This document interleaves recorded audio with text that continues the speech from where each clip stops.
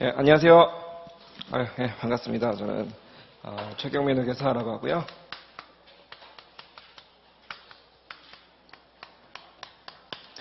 그래서 여러분들하고 같이 우리 원가관리 회계라고 하는 과목 한번 공부를 해볼 거예요. 근데 이제 회계원리 정도만 들으신 걸로 알고 있어요. 그죠? 그래서 다른 과목들 중에서는 이제 원가관리 회계가 처음 시작인 걸로 알고 있는데 1차 때는요. 다른 과목들, 특히나 세법이라든지 혹은 재무회계나 이런 과목들에 비해서 원가관리 회계가 아무래도 좀 쉽다고들 하세요. 그래서 난이도 자체가 그렇게 많이 어렵지 않고요. 물론 어려운 주제들은 되게 어려운데 다행인 것은 우리 원가관리 회계는 사실상 별도의 한 과목으로 존재하는 게 아니고 그냥 회계학이라고 하는 전체 큰 과목 안에 일부만 들어있기 때문에 너무 어려워서 나는 못하겠다 하시는 그런 내용들은 또 부담 없이 그냥 이렇게 제끼기도 하시고 이렇게 전략적으로 많이 하는 그런 과목이거든요. 그래서 우리 최대한 좀 많은 내용들을 커버할 수 있도록 제가 좀 도와드리도록 하겠습니다. 이제 앞으로 저희 수업을 오실 때요. 뭘 좀 가지고 오시냐면 계산기를 좀 가지고 오세요. 계산기를. 잠깐만요.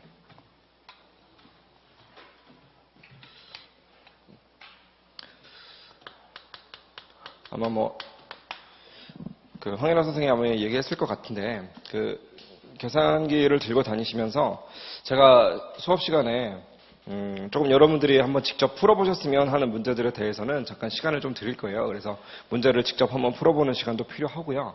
그 다음에 많은 시간을 드리지는 못하지만 그래도 옆에 계산기는 꼭 있어야 돼요. 그래도 회계 공부하는 사람들이라면. 그래서 저도 사실은 이거 옛날에 공부할 때부터 썼던 그런 계산기거든요. 그래서 지금은 이 계산기가 똑같은 계산기들 엄청 많이 있지만 손을 딱 이렇게 얹어 봤을 때 또 버튼을 좀 눌러 봤을 때 제 계산기 아니고 다른 계산기를 눌러보면 되게 어색해요. 그러니까 저만의 이런 손 느낌이라는 게 좀 있는 거지, 제 계산기만에. 그래서 무슨 말씀을 좀 드리고 싶냐면 계산기하고 정말 많이 좀 친해지셔야만 시험에 합격할 수 있습니다. 그래서 친해질 때까지 열심히 좀 계산기 두드리며 연습해라 라는 말씀을 좀 드리고 싶고요. 그 다음에 우리 원가관리 회계는요, 과목의 특성상 이제 제가 칠판에다가 문제풀이를 한다든지 혹은 무슨 계산 문제를 풀어드리는 그런 과정들을 쭉 보여드린다든지 혹은 다른 이론에 대해서 정리를 해드린다든지 그런 일이 있을 건데, 과목의 특성상 제가 필기해드리는 내용의 전체적인 양이, 즉 판때기 자체가 되게 커요.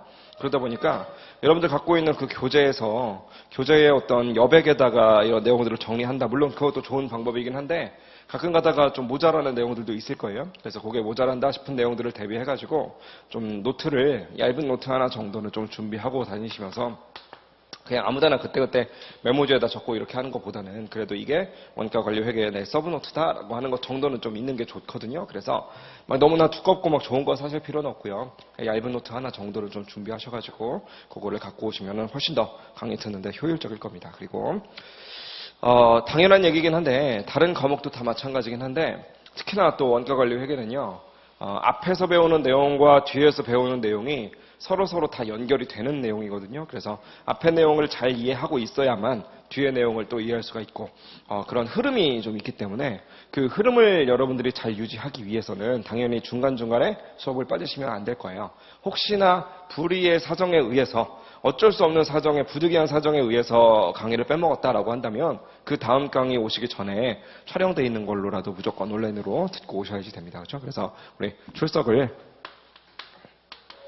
꼭 잊지 말고 해달라라는 말씀을 좀 드리고 싶고요. 그 다음에 우리 출석은 당연한 얘기인데 우리가 출석해가지고 강의를 듣고 나서 그 자리에서 이해했다고 해서 그게 계속 머릿속에 남아있느냐? 그렇지 않고 다 까먹거든요. 까먹기 때문에 우리가 공부를 하는 데 있어서 필요한 건 뭐가 있겠어요? 당연히 예습과 그 다음에 복습이라고 하는 것을 철저히 해야 된다. 이건 예전부터 지겹게 들었던 말씀이잖아요. 그죠? 자, 그런데 강의 잘 듣고 예습도 한번 해서 강의 들으러 오고 다 듣고 나면 복습도 열심히 하고 이렇게 하면 가장 좋은 시나리오가 되긴 될 텐데 지금은 사실은 원가관리 회계 하나만 시작을 했으니까 회계원리 제외하고는 그래서 저거 커리큘럼을 모두 다 따라가는 거 충분히 가능한 시나리오이긴 한데 나중에 이제 배우는 내용들이 좀 쌓이기도 하고 그 다음에 다른 과목들 하나하나 다 개강하고 하다 보면 여러분들이 커버해야 되는 내용들이 너무나 많거든요. 그래서 예습하고 출석하고 복습하고 하는 것들이 다 이루어지면 너무나 좋겠지만 현실적으로 어려워요. 그래서 우리는 조금 선택과 집중을 좀 해야 되는데 솔직한 말씀을 드리면 이런 건 필요 없습니다. 무슨 뭐 예습하려고 너무 신경 쓰지 마세요. 그러니까 다음 시간에 뭐 배우게 되는가라고 해서 제목 정도 한번 좀 보고 온다든지 그런 내용 정도는 괜찮은데 내가 한번 문제도 풀어봐야 되겠다. 그 다음에 여기서 뭔 얘기를 하고 있는 건지 내가 한번 살펴봐야 되겠다. 뭐 그런 것까지는 필요 없다는 거예요. 이해하시겠죠? 대신에 이 복습을 하는 거, 이거는 무엇보다 중요한 내용입니다. 아무리 출석을 열심히 듣고 아무리 열심히 필기를 했고 라고 할지라도 복습을 하지 않으면 절대로 내 것이 될 수가 없거든요. 그래서 앞으로 복습 열심히 좀 하세요 라고 하는 그런 잔소리를 계속해서 제가 하게 될 거예요. 그렇죠? 그래서 복습의 중요성을 꼭 좀 우리가 알고 계셨으면 좋겠고, 그 다음에 이제 혼자 복습을 하시다 보면 분명히 복습하시는 과정에서 수업 때는 이해가 갔었는데 복습하려면은 또 잘 기억이 안 나는 그런 내용들도 있을 거거든요. 그 다음에 특히나 문제풀이 같은 것들을 하다 보면은 조금 새로운 의문점이 드는 그런 내용들이 분명히 생길 겁니다. 그래서 수업 시간이 아닌데 혼자 공부하고 있는데 뭔가 의문점이 생긴다라고 한다면 제일 좋은 방법은 그 다음 수업 시간에 오셔가지고 저한테 직접 보여주면서 얼굴 보고 얘기하는 게 제일 좋은 방법이긴 해요. 제일 좋은 방법인데 그래도 이제 조금 난 빨리 알고 싶다. 혹은 원가관리회계 강의가 다 종강을 했는데 그때 가서 뭔가 의문점이 생겼다라고 한다면 저한테 이메일을 주시면 제가 최대한 빨리 답변을 드리도록 하겠습니다. 그래서 이메일 주소를 먼저 하나 가르쳐 드리고 나서 수업을 시작해 보도록 할게요. KUBACKM 이고요. 네이버 메일로 혹시나 공부 전반적인 내용도 좋고요. 문제풀이도 상관없고요. 그 다음에 세무사 학습 관련된 그런 전반적인 내용 혹은 뭐 다른 여러 가지 뭐 공부 전략이라던가 뭐가 됐든 상관없으니까요. 제 도움이 필요한 부분이 있다라고 한다면 언제든지 편하게 연락을 주시면 최대한 빠르게 답변을 좀 드리도록 하겠습니다. 자, 소개 이만큼으로 하고요. 우리 교재 한번 볼게요. 자, 원가관리회계 임세진 선생님 교재인데요. 책이 되게 어마어마하게 두껍잖아요. 그렇죠? 그래서 여기 있는 내용들을 이제 저랑 쭉 한번 공부를 해볼 건데 도대체 어떤 내용들을 배우길래 이렇게 두꺼운 책이 있는가 차례를 한번 좀 구경해 보도록 하겠습니다. 몇 장 넘겨보시면 차례가 나와요. 차례, 목차. 자, 목차, 차례 한번 보시면요. 그리고 우리 교재가 책이 아마 총 3권으로 구성이 되어 있을 거예요. 두꺼운 책 하나에다가 얇은 책 2개. 근데 그 중에서 한 권은 연습문제 풀이집이거든요. 그런데 연습문제 풀이 같은 경우에는 지금은 너무 신경 안 쓰셔도 돼요. 연습문제라는 게 뒤에 있는 주관식 문제들 얘기하는 건데 지금 여러분들 처음 배우시는 단계이기 때문에 주관식 문제 푸는 게 중요한 시간이 아니거든요. 그래서 객관식 문제 정도는 제가 풀어드릴 건데 주관식 문제 푸는 건 별로 중요하지 않기 때문에 연습문제 풀이집 이거는 뭐 굳이 갖고 다니실 필요 없고요. 다만 이 객관식 기출문제집이라고 써있는 거 있어요. 얇은 책. 요거는 제가 객관식 문제들 중요한 것들을 몇 개 풀어드릴 거니까 객관식 기출문제집 요건 꼭 좀 지참하고 다니시길 바랍니다. 자, 여튼 차례를 한번 보시면 챕터 1에서 이제 오늘 배울 거네요. 오늘 원가관리회계의 개념, 대체 원가관리회계라는 과목이 무엇인가 라는 얘기 한번 해볼 거고요. 챕터 2에 가보니까 원가의 개념과 분류, 오늘 아마 여기 내용까지 아마 하게 될 겁니다. 그 다음에 진도가 좀 잘 나간다면 챕터 3까지는 하게 될 텐데 챕터 3에 보시면 제조기업의 원가 흐름이라는 게 나와 있네요. 그렇죠? 그래서 여기 1, 2, 3, 4까지가 이제 가장 기본적인 내용이긴 한데 챕터 4 원가 배분과 보조부문 원가의 배분. 여기에서는 기본 내용이긴 하지만 되게 어려워요, 이게. 그래서 이 내용은 아마 다음 시간에 하게 될 텐데 보조부문 원가의 배분이라고 하는 것을 아마 배워보게 될 겁니다. 자, 한 페이지 넘겨보시면 챕터 5장에서부터가 본격적인 이제 원가 회계 관련된 얘기를 하게 될 텐데 제목만 한번 읽어보니까 개별 원가 계산, 뭐 종합 원가 계산 이런 말들 나와 있네. 한 페이지 더 넘겨보시면 연산품과 부산물의 원가 계산, 또 변동 원가 계산, 또 초변동 원가 계산 10장에 가보니까 활동기준 원가 계산 막 이런 말들이 나와 있거든요. 한 페이지 더 넘겨보시면 챕터 11 여기에서부터는 이제 관리회계예요. 자, 챕터를 굳이 우리가 제목들을 읽어본 이유가 뭐냐면요. 일단 우리 당연한 얘기지만 원가관리회계는 원가회계, 그 다음에 관리회계 이렇게 두 가지를 합쳐서 원가관리회계 이렇게 부릅니다. 당연히 먼저 원가회계 먼저 공부할 거고요. 그 다음에 이제 나중에 가서 관리회계를 배우게 될 건데 우리가 먼저 배우게 될 원가회계에서 뭐를 도대체 공부하게 될 것인가 라는 얘기를 지금 목차를 통해서 같이 본 거거든요. 근데 아마 느끼셨을 거예요. 파란색 글씨들 한번 다 읽어보니까 어떤 느낌이 들 거냐면은 그냥 다 원가 계산이래.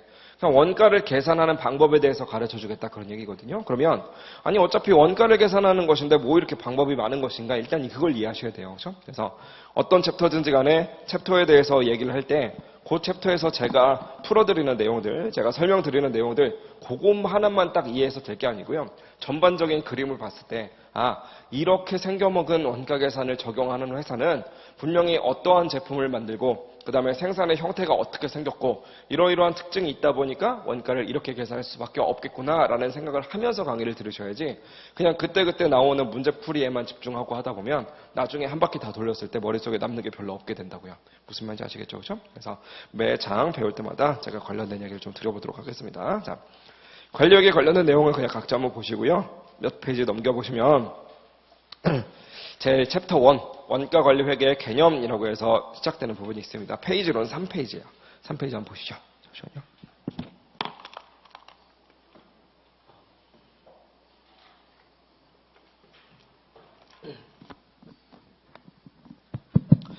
네, 거기 3페이지에 보시면 제 1절이라고 해놓고 회계의 의 및 분류라고 적혀 있습니다. 그래서 대체 회계라는 게 뭐냐?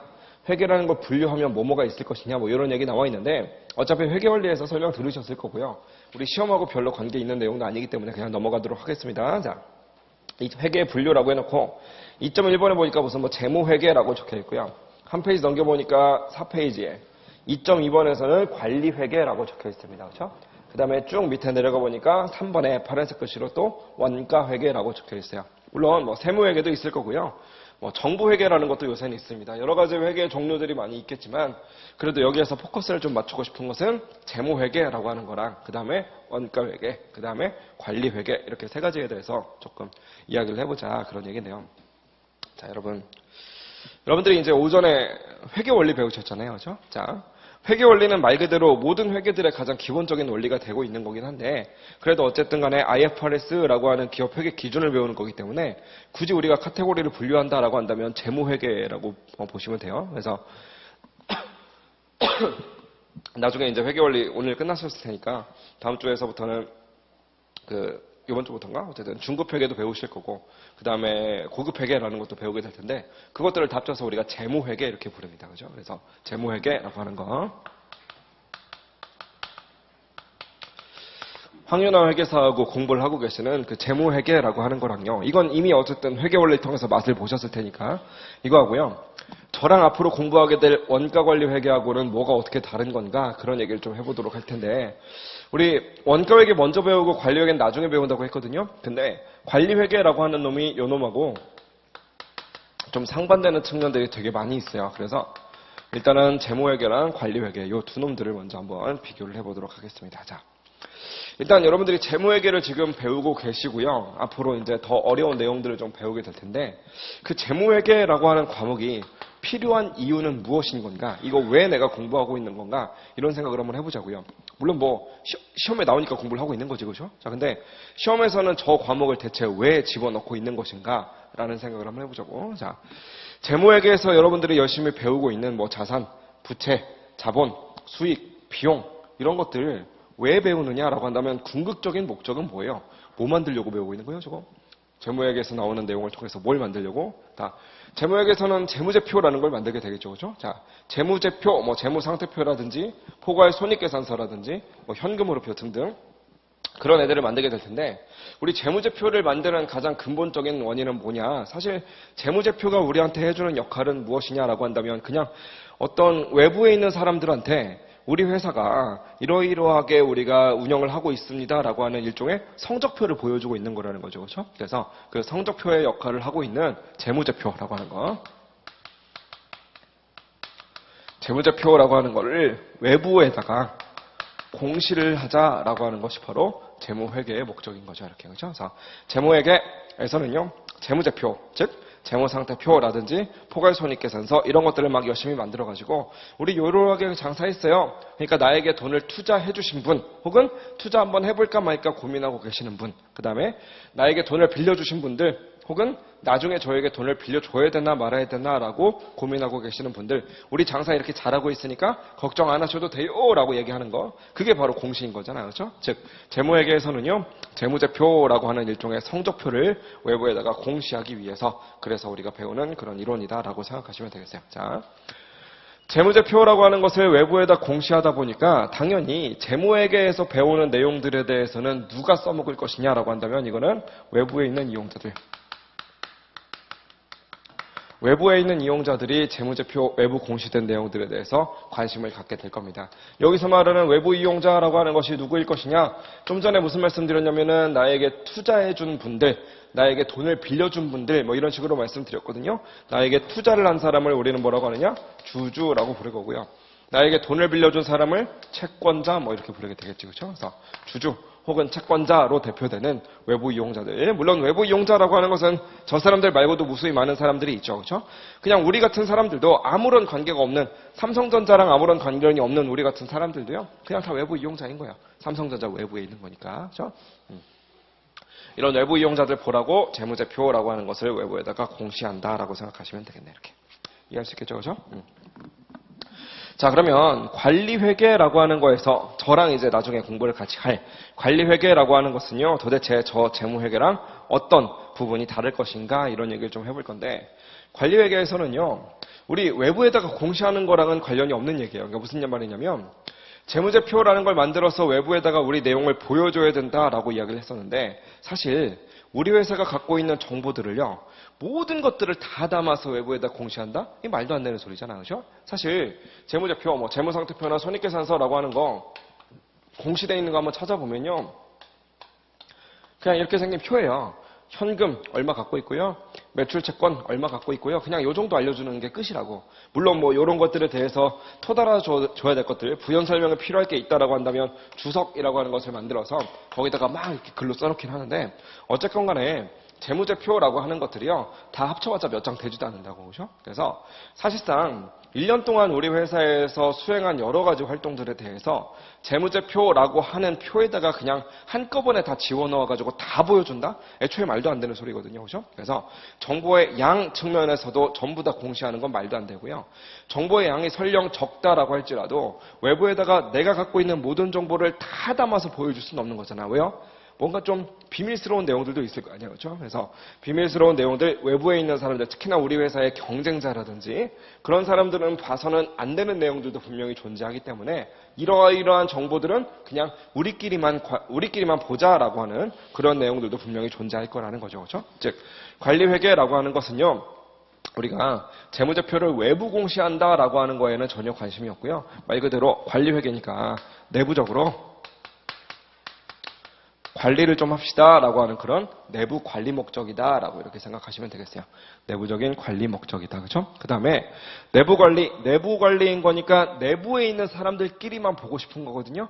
외부에다 공시했으니까 외부의 이용자들이 이걸 이용하세요라는 컨셉이었다면, 관리회계는 내부적인 관리니까 내부에 있는 내부 이용자들이 관심을 갖는 그런 컨셉이 될 겁니다. 이렇게 내부에 있는 이용자들. 그렇죠? 자, 아까 전에 외부 이용자는 주주나 채권자를 의미한다라고 이야기를 했었는데, 우리 내부 이용자는 과연 누가 있을 것인가 얘기 좀 해봅시다. 자, 내부 이용자들, 뭐 회사 안에 있는 사람들은 정말 많은 사람들이 있겠지만, 그래도 우리가 일반적으로 내부 이용자다라고 한다면 누굴 말하냐면 다 경영자에 대해서 이야기를 해요. 경영자. 자, 경영자라고 써놨지만 쉽게 말하면 누굴 말하려고 했어요? 그냥 우리 회사 사장님 보라고 만드는 게 바로 관리회계라고요. 그죠? 그러니까 좀 더 엄밀히 말하면, 우리 사실 회사에서는요, 외부 공시할 거 말고 우리 사장님한테 보고서 써서 보여줘야 될 거 아니야. 우리 회사에서 이러이러한 일이 있었습니다 라는 것을 사장님께 보여줘야 되는데, 그럼 관리회계는 사장님께 쓰는 보고서 어떻게 쓸 것인가 이거 가르쳐 주나 보다, 그런 건 아니고요. 여러분들이 그냥 사장님이 되는 거야.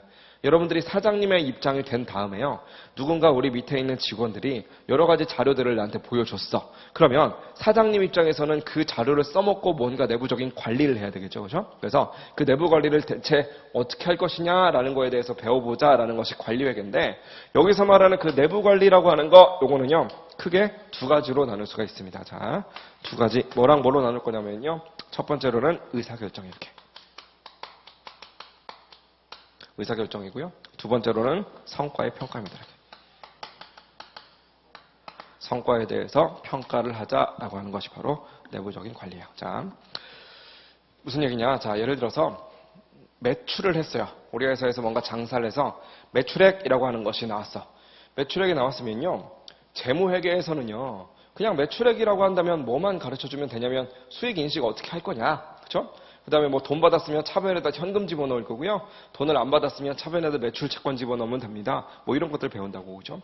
그러면 당연히 우리는요, 매출을 했으니까 우리 매출 요만큼 했고요. 그 다음에 우리 무슨 뭐 이거 현금으로 받은 것은 현금이라고 하는 거 재무상태표에 들어가 있을 것이고, 외상값으로 받은 것들은, 외상으로 받은 것들은 전부 다 매출 채권이라고 하는 재무상태표 항목에 그냥 다 표시가 되겠지. 그죠? 자, 거기다가 이제 매출 채권이라는 게 있으면 거기다가 주석 달아 놓을 겁니다. 주석 달아가지고 뒤에 한번 뒤져보면 매출 채권 중에 얼마만큼은 뭐 언제쯤 받을 것이고요.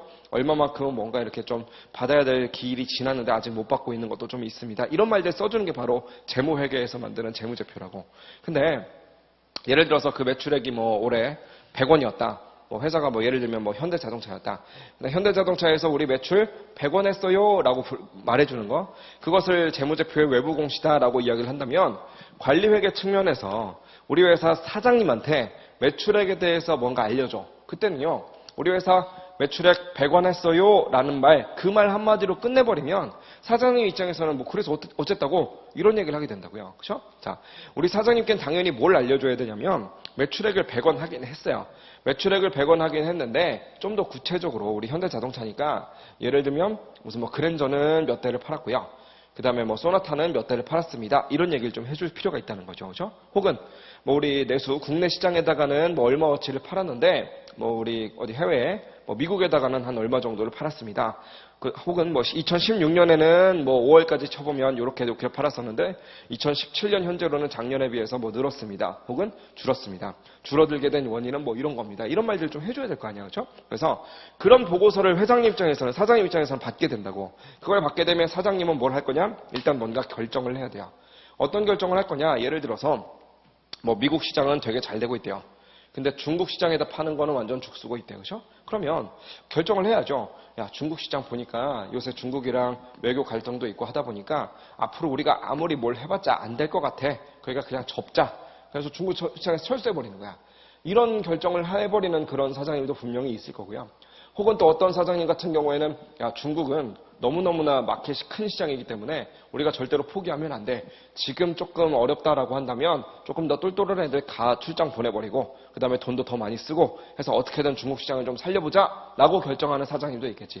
그런 결정하는 것을 할 때 과연 어떤 결정을 내려야 가장 합리적인 결정으로 우리가 할 수가 있는가, 그 결정하는 방법 한번 배워보자 그런 거예요. 관리회계는. 그 다음 성과를 평가하겠대요. 저건 말 그대로지.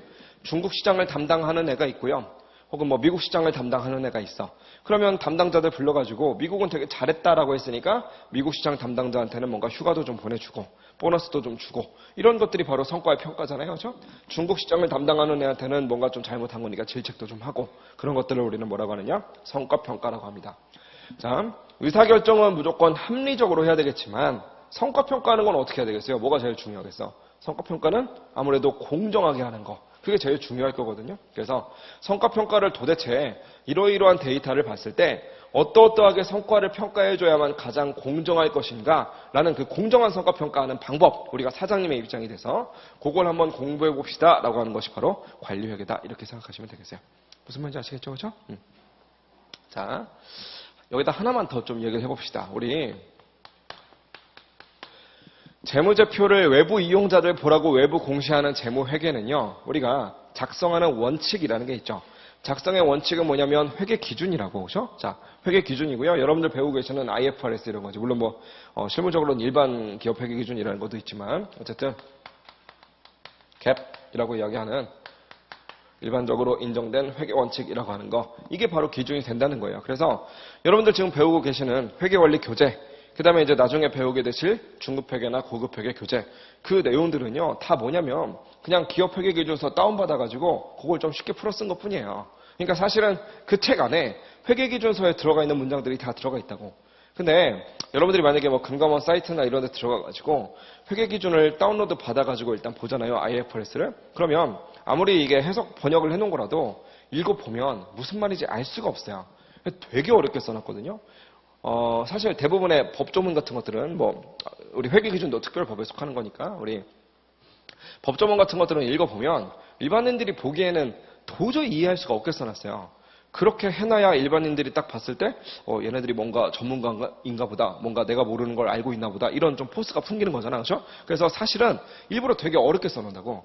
그래서 여러분들이 보고 계시는 그 재무회계 교재는요. 그 어려운 문장들을 사실 이게 이런 말이었어 라고 좀 쉽게 풀어 쓰고 그래도 이해가 안 되니까 뭔가 표도 좀 만들어 놓고 그래도 이해가 안 되니까 뭔가 그림도 좀 그려놓고 그래도 이해가 안 되니까 뭔가 예제 문제도 좀 만들어 놓고 그냥 이렇게 만들어 놓은 것 뿐이라고. 그러다 보니까 책이 두꺼워지는 것 뿐이라고요. 여튼간에 재무회계라고 하는 것은요. 그냥 무조건 기준서, 기업회계 기준, 뭐 IFRS라고 하는 것을 배우고 있는 것이다 라고 생각하면 되겠어요. 그런데 재무회계가 기준이 필요한 이유는 뭐냐면요. 외부에다 공시하기 때문인 거야. 자, 삼성에서 자기네들 재무제표를 만들어서 공시합니다. 현대도 공시하고요. LG도 공시해요. 세 가지 재무제표를 다 받아보고 있는 우리 입장에서는요. 뭘 하고 싶은 거냐면 이 세 놈의 회사들을 한번 비교해보고 싶을 거야. 어떤 회사가 장사를 더 잘했는지 어떤 회사가 향후에 투자하면 좀 더 비전이 있는지 이걸 비교해보고 싶은데 만약에 기준이라는 게 전혀 없이 삼성은 지들 마음대로 만들어버리고 현대는 자기네들 생각대로 만들고 그 다음에 LG는 자기네들 스타일대로 만들어버리고 라고 한다면 서로 완전 다르게 쓰여진 거니까 도저히 비교할 수가 없다는 거죠. 즉 비교를 할 수 있게 만들기 위해서 공통적인 룰을 하나 깔아줘야 될 거 아니야. 그 룰의 역할을 하는 것이 바로 회계 기준이다. 그런 얘기예요. 근데 관리회계는요. 어차피 우리 회사 사장님 보는 거라며. 그래서 우리 회사 사장님이 그걸 가지고 의사결정도 하고 성과평가도 하고 그렇게 하는 거라며. 그러면 어차피 자기네들끼리만 볼 건데 굳이 회사마다 공통되게 룰을 맞춰줘야 된다? 전혀 그런 거 아니잖아요. 그렇죠? 그래서 우리는 룰이라고 하는 것이 전혀 필요 없기 때문에 회계 기준이 있나요? 라고 한다면 그런 거 없습니다. 회계 기준도 없는데 도대체 책이 왜 이렇게 두꺼운가요? 무슨 내용들이 깔려 있는 건가요? 라고 한다면 그냥 여기에는요. 실무적으로 쌓여있는 여러 가지 노하우들이라든지 혹은 대학 교수님들이 그동안 보면서 어떻게 판단을 해야만 의사결정이 합리적으로 되고 성과평가가 공정하게 되더라라고 하는 것들을 이론적으로 좀 정립해 놓은 것들이 있을 거 아니겠어요. 즉 여러 가지 이론 체계에 대해서 이론에 대해서 배우는 것이 바로 관리회계다라고 이렇게 생각하시면 되겠습니다. 이해하시겠죠? 그렇죠? 그래서 여러분들 배우고 계시는 재무회계랑 이제부터 저랑 배우게 될 관리회계는 이렇게 다른 거다라는 생각을 좀 가져주시고 굳이 뭐 적으실 필요는 없는데요. 이런 얘기 좀 한번 해볼게요. 우린 이제 수험생이잖아. 그렇죠? 재무회계다, 관리회계다, 뭐가 됐든 간에 저걸 뭐 깊게 연구하려고 하는 게 아니고요. 어쨌건 간에 그냥 시험 문제 풀어가지고 몇 점 이상 맞게만 하면 된다고.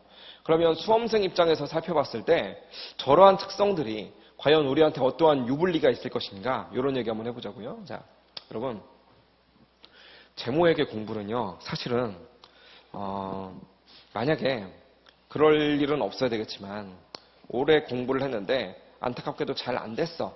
안타깝게도 잘 안 돼가지고 그냥 나는 이게 안 되겠다 싶어가지고 시험을 접는 거예요. 시험을 접어놨다가 한 3년 지나가지고 아무래도 전문가여야만 내가 먹고 사는데 편할 것 같아. 장기적으로 봤을 때. 그래서 3년 뒤에 다시 컴백을 해가지고 재무회계 책을 다시 사잖아요. 그러면 지금 봤던 여러분들의 재무회계 교재랑 3년 뒤에 재무회계 교재는 아예 다른 책이에요. 중간에 뭐가 되겠어요? 중간에 바뀌어요. 다. 개정이 된다고. 저건 기준이기 때문에 개정이 됩니다. 여러분들 아마 올해 받고 배우시는 책은요. 작년 책하고 완전히 많이 달려있을 거예요. IFRS가 요번에 되게 많이 바뀌었거든요. 그래서 혹시 예전부터 공부를 하셨던 분들이 계시다면 특히나 무슨 뭐 금융자산이나 이런 쪽에 대해서 아마 회계할 때 배우셨을 거예요. 금융자산이나 이런 부분에 대해서 옛날에 여러분들이 알고 있는 거랑 굉장히 많이 달라져 있을 거예요. 저도 IFRS 달라전 내용 보고서 되게 충격을 받았거든요. 엄청 많이 바뀌어 있길래. 그래서 이 회계 기준이라고 하는 거는요. 해마다 뭐가 있냐면 개정이 돼요. 이게. 개정이 되기 때문에 이거는요. 이것 때문에 더 빨리 붙어야 돼요. 이것만 있나요? 우리 세법도 있잖아. 세법도 해마다 바뀐다고요. 아마 올해는 엄청 많이 바뀔걸요? 세법이라는 건 언제 많이 바뀌냐면 정권이 바뀌면 누더기가 돼요. 정권이 완전 성향이 다른 정권으로 바뀌었기 때문에 아마 세법도 많이 건드릴 겁니다. 분명히. 그래서 바꾸는 타이밍이 언제이냐에 따라서 시험에다 반영할 수도 있고 안 할 수도 있는데 어쨌든 간에 개정이라고 하는 것을 항상 신경을 써 주셔야 돼요. 그리고 관리회계, 저랑 공부할 관리회계에 대한 얘기를 한다면 우리 얘네들은요. 이론을 배우는 거기 때문에 당연히 개정이라는 건 없겠지. 그렇죠? 그래서 얘는요. 제가 예전에 공부하던 10년도 더 전에 공부했던 그 교재들 그걸 가지고 그냥 공부해도 상관없어요. 전혀 바뀐 게 없기 때문에. 그래서 지금 여러분들 갖고 있는 교재는요. 제가 쓰던 교재에서 그냥 최신 기출문제가 몇 개 더 들어가 있는 거 그 정도뿐이에요. 그냥 디자인 좀 바뀌고. 그래서 얘는 계정이라는 게 없다 보니까 별로 신경 안 써도 돼. 근데 문제는 뭐냐면 되게 안 좋은 점이 하나 있는데 얘가 용어 통일이 잘 안 돼 있어요. 그러니까 무슨 말이냐면 이건 말 그대로 기준이니까 이 기준서에서 쓴 그 말, 그 단어, 그거 안 쓰면 틀리는 거예요. 무슨 말인지 아시겠죠? 그러다 보니까 당연히 교재는 당연한 얘기고 시험에서도요. 회계 기준에 있는 그 단어를 그대로 나오는 것이지 출제자가 마음대로 뭔가 의미를 바꿔가지고 낸다? 말도 안 되는 잘못된 문제가 돼버리는 거라고. 그러니까 여러분들은 교재에 있는 그 단어들만 잘 신경 쓰시면 돼요. 근데 이제 문제는 뭐냐면 관리회계는 기준이 아니고 그냥 이론이기 때문에 사실상 이론이라는 걸 누가 만든다고 했냐면 대학 교수님들이 만든다라고 했었거든요. 근데 그 대학 교수님들이 사실상 뭐 한국에 있는 교수님들이 아니고 다 미국 교수가 만든 거라고. 그래서 미국에 있는 교수님들이 예를 들어서 어떤 뭐 혼그린 교수님은 뭐 이렇게 표시를 했는데 뭐 게리슨 교수님은 뭐 이렇게 표시를 했다라고 이야기를 한다면 사실 둘이 똑같은 말이거든요. 의미상으로는. 똑같은 말인데 한국에 있는 교수님들이 이거를 가지고 번역을 하기를 서로 다르게 표현을 해요. 서로 다르게 표현을 하면 과연 시험 출제는 요 교수님이 들어갈지 요 교수님이 들어갈지 아무도 모르거든요. 그러다 보니까 용어가 해마다 좀 달라요. 똑같은 얘기인데 똑같은 세무사 시험인데도 불구하고 뭐 어떤 해에서는 이런 단어를 썼는데 다른 해에서는 이런 단어를 쓰고 이런 경우도 간혹 있어요. 그래서 그런 좀 다른 단어들을 좀 알고 계셔야 되는 부분들 그런 것들도 제가 좀 같이 정리를 해드릴 테니까 좀 비슷한 말이라고 생각하고 같이 좀 공부를 할 줄 아셔야 됩니다. 근데 용어가 통일이 안 돼 있다고 해서 너무나 신경 많이 쓸 필요는 없는 것이 어차피 같은 영어 단어에서 온 거기 때문에 결국은 뜯어보면 그 말이 그 말이에요. 그러니까 완전히 얼토당토 없이 다르거나 그러진 않기 때문에 너무 큰 부담을 가질 필요는 없다라는 말씀 드리면서 우리 4페이지 한번 보시면 가운데에 보니까 표 1-1을 해놓고 무슨 표가 하나 나와 있어요. 그래서 이 표를 조금 구경을 해보도록 하겠습니다. 자, 표를 한번 보시죠. 자, 거기 보니까 재무회계와 관리회계의 비교라고 적혀 있거든요. 자, 재무회계가 왼쪽에 있고 관리회계가 오른쪽에 있는데 구분해서 제일 첫 번째 칸 목적을 보니까요. 재무회계는 뭐 하려고 하는 거래요? 외부에다가 보고하기 위한 거래. 그런데 관리회계는요. 내부에다가 보고하기 위한 거래. 가로 안에 아까 전에 봤던 말들이 그대로 적혀 있습니다. 내부 보고는 첫 번째가 뭐래요? 의사결정이래. 두 번째는요. 성과에 대한 평가래. 그래서 내부 보고라고 해놓고요. 의사결정과 그 다음에 성과 평가 이렇게 좀 생각을 하시면 되겠습니다. 그렇죠? 그 다음 두 번째 줄 정보 이용자. 당연히 재무회계는 외부에다 보고하는 거니까 외부 정보 이용자가 될 거고요. 관리회계는 내부적으로 관리할 거니까 내부에 있는 정보 이용자, 즉 사장님 이런 사람들이다라고 생각하시면 되겠어요. 그렇죠? 그 다음 보고하는 형태는요. 재무회계는 재무제표를 공시하는 거다라고 말씀드렸고요. 관리회계는요. 재무제표 만드는 게 아니라 그냥 사장님께 보고하는 보고서인 거니까 그냥 사장님 스타일대로 만들면 돼. 그렇죠? 그래서 일정한 형식은 없습니다. 자, 정보의 시간성. 재무회계는 과거지향적이고요. 관리회계는 미래지향적이래. 자, 무슨 얘기겠어요? 자, 가장 키가 되는 거는 재무회계는 외부에다 공시하는 거고요. 관리회계는 외부는 공시 안 하고 우리끼리 아는 거야. 그러면 외부에다 공시하는 데 있어서 외부에다 공시하는 재무회계인데 갑자기 미래에 대한 이야기를 하는 거예요. 현대자동차인데 지금까지 얼마 팔았습니다. 이런 얘기만 하는 게 아니라 우리 아마 2017년 하반기에는요. 혹은 2018년에서부터 2020년까지는요. 얼마를 팔게 될 거예요. 라는 말을 막 공시해버리는 거야. 그럼 그거 진실만을 얘기하게 되겠어요? 아니면 뻥을 치게 되겠어요? 당연히 거기에 뭔가 과장이 들어갈 수밖에 없겠지. 과장할 의도가 없다라고 할지라도 그걸 정확하게 맞출 수가 없거든요. 그러면 공시한 자료에 대해서 신뢰성이 확 떨어져 버린다고. 그렇죠? 그러다 보니까 우리 외부에다 공시하는 재무회계에서는요. 미래에 대한 얘기에 대해서는 별로 관심 없어요. 그냥 과거에 발생했던 일에 대해서만 이야기를 합니다. 그렇죠? 근데 관리회계적인 측면에서는요. 우리 사장님께 보고하는 거라며. 근데 과거에 실제로 일어난 일에 대해서는 우리 회사 사장님이 누구보다 더 잘 알고 계시다고. 그러면 과거에 대한 이야기보다는요.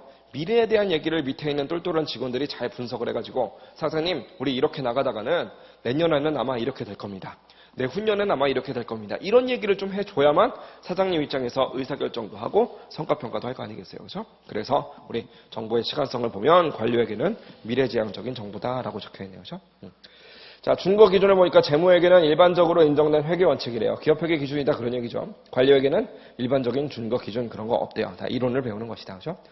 정보의 내용은요. 재무회계는 주로 화폐적인 정보, 돈 가지고 얘기하는 것들, 그런 걸 얘기하는 거고요.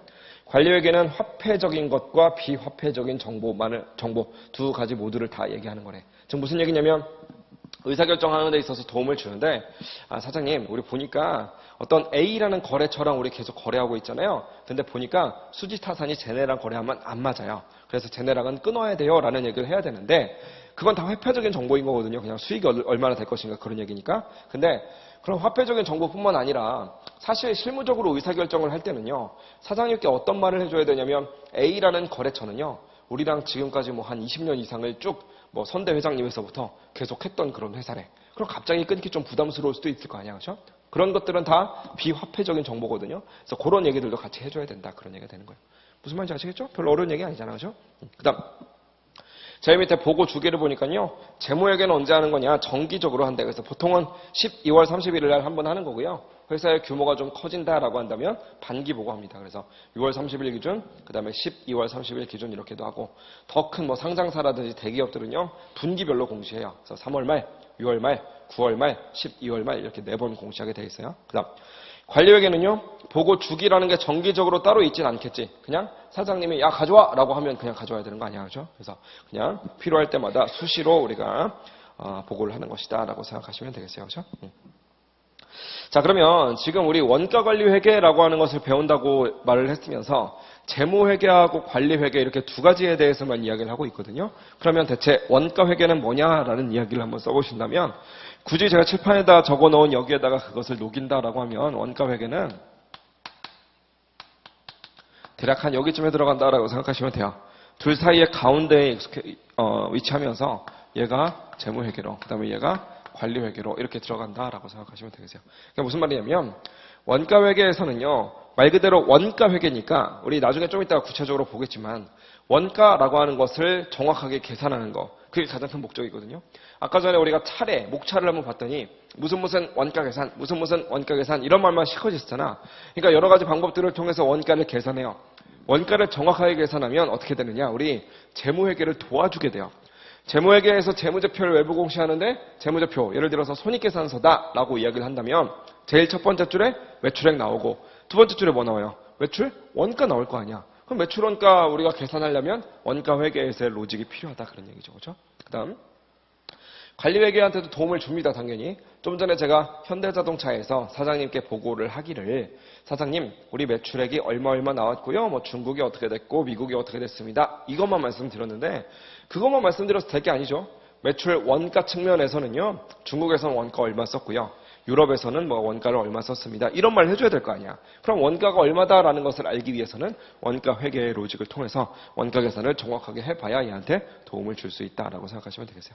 무슨 말인지 아시겠죠? 그렇죠? 그래서 정리하면 원가 회계는요. 재무 회계도 좀 도와주고 그 다음에 관리 회계도 좀 도와주는 것이다 라고 생각하시면 되겠습니다. 그렇죠? 자, 다음 페이지 5페이지를 가보시면 제2절에 원가 관리 회계라고 적혀 있는데 그 밑에 그림 1-2번이 있거든요. 요 그림을 조금 눈여겨봐 두세요. 자, 요 그림을 한번 보니까 원가 관리 회계라는 것이 제일 위에 있고요. 그 다음에 그 밑으로 가보시면은 가장 밑에 네모에 보니까 원가 회계랑 그 다음에 관리 회계로 좀 쪼개놨어요. 근데 보니까 원가 관리 회계에서 처음에 3가지 가닥으로 좀 쪼개지고 있고요. 제일 왼쪽부터 읽어보니까 제품 원가의 계산이래. 제품 원가의 계산은 이제 뭐랑 연결이 되고 있냐면 원가 회계라고 하는 거랑 연결이 되고 있네요. 그렇죠? 그다음 계획과 통제라고 하는 것들이 지금 두 가지가 모두 다 해서 관리 회계라고 하는 거랑 연결이 되어 있어요. 자, 근데 제품의 원가를 계산하는 게 바로 원가 회계다라고 하는 말은 그냥 딱 보면 알겠거든요. 원가 회계가 원가를 계산하는 거니까. 근데 관리 회계랑 이어지는 게 뭐냐면 계획하고 통제라고 되어 있는데 괄호 안에 보니까요. 우리가 많이 봤던 말들 그대로 써 있습니다. 그죠? 계획은 뭐래요? 의사결정이래. 통제는 뭐래요? 성과에 대한 평가래. 의사결정과 성과평가 이게 바로 우리 관리회계에서 배우게 될 내용이라며. 그래서 원가관리회계의 여러 가지 목적 3가지로 크게 구분한다면 원가를 계산하기, 그 다음에 의사결정하기, 그 다음에 성과평가하기 이렇게 3가지가 있다는 것인데 그 중에서 원가 계산은 원가회계랑 그 다음에 의사결정과 성과평가는 관리회계랑 이렇게 관련이 있다라고 생각하시면 되겠고요. 다만 의사결정에는 무슨 말이 적혀 있냐면 계획이라는 말이 적혀 있고요. 성과평가에는 통제라고 하는 말이 이렇게 적혀 있잖아요. 그렇죠? 자, 근데 계획이라고 하는 말은 그렇게 크게 중요하진 않아요. 수업 목적으로. 근데 통제라고 하는 말은 꼭 좀 표시를 해주세요. 자, 이제 나중에 이제 관료에게 보면은 더 많이 나올 얘기이긴 한데, 우리 성과평가라고 하는 말 하고요. 그 다음에 통제라고 하는 말 하고요. 엄밀히 따지면 완전 똑같은 말은 아니에요. 차이가 있는 말이긴 한데, 그래도 수업 목적으로는요, 그냥 똑같은 말이다 라고 생각하셔도 크게 문제 없어요. 이해할 수 있겠죠? 그래서 우리 요령껏 그냥 나중에 통제라는 단어를 보시게 되잖아요. 그냥 성과평가라고 한번 읽어보시면 훨씬 더 자연스럽게 와닿는 부분이 많을 거야. 자, 왜 저 두 녀석이 비슷한 말인가에 대해서는 조금만 이따가 얘기하기로 하고 일단은 좀 넘어가 보도록 하겠습니다. 자, 6페이지에서부터 7페이지까지는요. 아까 전에 봤던 목차에 있는 내용들을 조금 정리를 해놨어요. 그래서 원가 관료에게 내용은 2.1번에 보니까 제품의 원가를 계산하는 거. 이게 가장 큰 내용이래. 자, 그런데 가로 1번, 가로 2번, 가로 3번에 보니까 가로 1번에는요. 생산 형태 또는 뭐 원가를 집계하는 방법에 따른 분류라고 적혀 있고요. 가로 2번에서는 원가를 언제 측정할래에 따라서 분류를 해놨고요. 가로 3번에서는 제품 원가에다가 어디까지 포함시킬래 그 범위에 따른 분류래. 그래서 보니까 각 제목마다 그림이 하나씩 붙어 있는데요. 그림에 있는 내용들 그냥 구경만 한번 해보면 그림 1-3번에 있는 제목만 보시면 파란색 글씨로 개별 원가 계산과 종합 원가 계산이래요. 그 다음에 그림 1-4번 7페이지에 있는 거 제목만 한번 읽어보시면 실제 원가 계산, 정상 원가 계산, 표준 원가 계산 그렇대요. 밑에 그림 1-5번도 제목만 봅시다. 전부 원가 계산, 변동 원가 계산, 초변동 원가 계산이래요. 아까 전에 우리 차례 같이 읽어봤었거든요.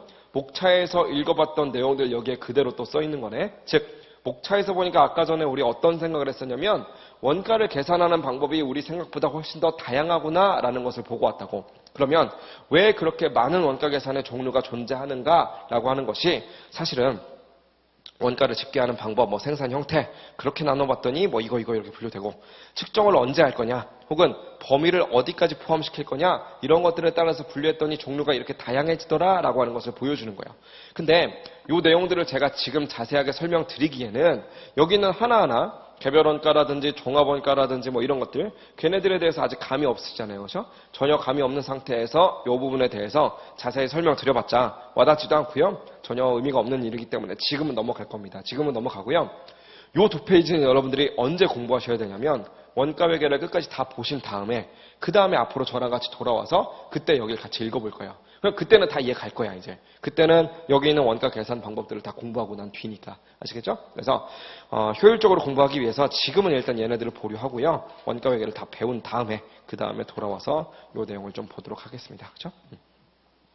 한 페이지 넘겨보시면 8페이지에 2.2번에 보니까 거기 계획과 통제라고 나와 있는데 여기 있는 내용들은 읽어보실 필요는 없고요. 다만 계획이라는 것은 의사결정이라고 하는 거랑 비슷한 얘기고 성과평가라고 하는 것이랑 통제라는 얘기랑 비슷한 얘기다라는 것 정도만 좀 알고 넘어갑시다. 어차피 관료에게 가서 이 내용이 또 나오기 때문에 굳이 지금 보실 필요 없어요. 자, 한 페이지 넘겨보시면 10페이지 보시면 제3절에 상기업과 제조기업의 비교라고 적혀 있거든요. 자, 그런데 첫 번째 줄 한번 읽어봅시다. 재무회계는요. 주로 상기업을 대상으로 하지만 원가관리회계는요. 제조기업을 대상으로 한대요. 자, 기업이 지금 두 개가 나오는데 하나는 상기업이고요. 하나는 제조기업이래. 뭐가 다른 거예요? 상기업은 대체 뭐고 제조기업은 대체 뭔가요? 상기업은 뭐고 제조기업은 뭐가 다른 거예요? 자, 딱 하나 차이 나요. 뭐가 있고 없고에 따라서 공장이 있고 없고에 따라서. 자, 무슨 얘기냐면 상기업은요. 내가 만들지 않는 거야. 지가 만드는 게 아니고 남들한테 그냥 물건을 하나 사갖고 와요. 사갖고 와서 그거를 가지고 거기다가 마진 붙여갖고 다른 애들한테 파는 거야. 대표적으로 누가 있겠어요? 대표적으로 뭐 이마트라든지 홈플러스라든지 뭐 신세계백화점, 롯데백화점, 뭐 하이마트 이런 데를 다 상기업이라고 하면 되겠네. 지들이 만든 적 없잖아요. 그렇죠? 자기네들 공장 없는 거잖아. 제조기업은 뭐겠어요? 말 그대로 제조를 하는 기업이지. 얘네들은 남들한테 사갖고 온 걸 파는 게 아니고요. 지가 직접 지 공장 세워놓고요. 거기에서 물건을 막 만드는 거야. 그럼 그 다 만든 걸 가지고 마진 붙여가지고 외부에다 파는 거죠. 대표적으로 뭐 삼성전자라든지 LG전자라든지 현대 자동차라든지 그런 일 전부 다 제조기업일 거 아니겠어요? 그렇죠? 자, 그러면 여러분들이 회계 원리에서 여러 가지 기준들을 배우셨을 거거든요. 앞으로 중급 회계에서도 더 많은 것들을 배우게 될 텐데 그거 다 어떤 회사 관련된 얘기냐? 상기업 관련된 얘기라고요. 이해하시겠죠? 자, 사실 이게 좀 이상해. 상기업과 제조기업을 비교해보면 대한민국 경제 전반에 미치는 영향 누가 더 크겠어요? 당연히 홈플러스가 크겠어요? 삼성전자가 크겠어요? 삼성전자가 훨씬 크겠지. 그러니까 제조기업을 알려줘야 될 것 같은데 사실상 재무회계에서는 다 상기업 얘기만 주로 한다고요. 그럼 왜 그러냐면 원가만 한번 따져봅시다. 원가에 대한 얘기를 해본다면 원가를 계산하는 것이 상기업에 대한 원가를 계산하는 게 어렵겠어요? 아니면 제조기업의 원가를 계산하는 게 어렵겠어요? 당연히 제조기업이 어렵겠지. 왜요? 상기업에서 원가라고 하는 것은 남들한테 사올 때 돈 얼마 줬는가 그냥 그게 끝인 거잖아. 근데 제조기업에서의 원가라고 하는 것은요. 내가 뭔가 내 요소들을 투입해가지고 제품을 만든 거니까 당연히 얼마만큼 내가 투입했는가라는 걸 따지기가 쉽지가 않다고요. 그러니까 사실상 제조기업의 원가 계산하는 것까지 재무회계 영역에다 집어넣어가지고 그것까지 회계 기준을 만들기에는 일이 너무 커져버리는 거예요.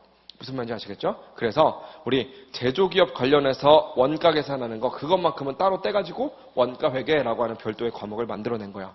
그러면 여기까지 한번 정리해보면 사실상 제조기업의 재무제표하고요. 그 다음에 상기업의 재무제표하고요. 둘이 한번 비교해보면요. 다 똑같아요. 다 똑같은데 딱 한 가지만 다릅니다. 뭐만 다르냐면 우리 손익계산서에 보면 매출액에서부터 이것저것 막 나올 겁니다. 두 번째 줄에서는 매출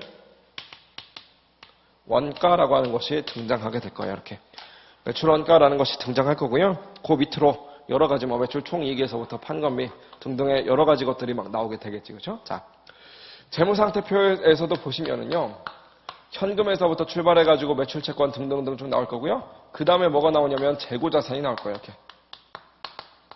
재고자산 나오고 나면 유형, 무형 자산들 나오게 될 거고요. 뭐 투자부동산, 뭐 혹은 뭐 투자자산들, 뭐 별의 별 것들이 다 나오게 될 거라고 금융자산들.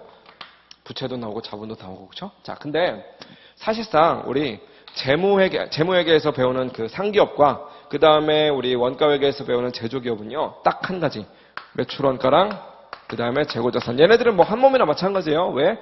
재고자산이 팔리면 매출원가 되는 거잖아요, 그렇죠? 그래서 둘이 어차피 그 말이 그 말이다라고 봤을 때 딱 요놈들 두 개만 서로 다르고요. 나머지 모든 것들은 다 동일한 거야. 무슨 말인지 아시겠죠? 그럼 저랑 이제 원가회계를 배울 때 예를 들면 뭐 매출 채권이다. 혹은 예를 들면 뭐 이자 수익이다. 혹은 뭐 매출액이다. 이런 얘기들 주로 하게 될까요? 안 하게 될까요? 할 필요 없는 거야. 어차피 그 내용들은 상기업 배울 때 여러분들이 전부 다 회계 원리에서 다 배우고 계세요. 그리고 앞으로 재무회계 배울 때 그 중급회계에서 다 배우게 될 거라고. 근데 저랑은요, 원가회계를 배우면서 제조기업만 볼 거니까 제조기업에서 나머지 얘기들은 아까 전에 배웠던 거랑 똑같다는 얘기를 해. 그러면 나머지 상기업과 다른 얘기를 하고 있는 매출원가랑 그 다음에 재고자산 얘네들에 관련된 얘기만 포커스를 많이 맞춰서 공부하게 될 겁니다. 무슨 말인지 아시겠죠? 그렇죠? 네. 자, 그러면 이 정도 하면은 우리 다 본 거고요. 한 페이지 넘겨보시면 나머지 얘기들은 어차피 다음 장 2장에서 또 똑같이 나오는 얘기이기 때문에 그냥 넘어가도록 하겠습니다. 2장으로 가보시죠. 챕터 2 원가의 개념과 분류라고 적혀 있고요. 페이지는 15페이지입니다. 우리 2장에서부터는 좀만 쉬었다 와서 하죠. 쉬었다 오시죠.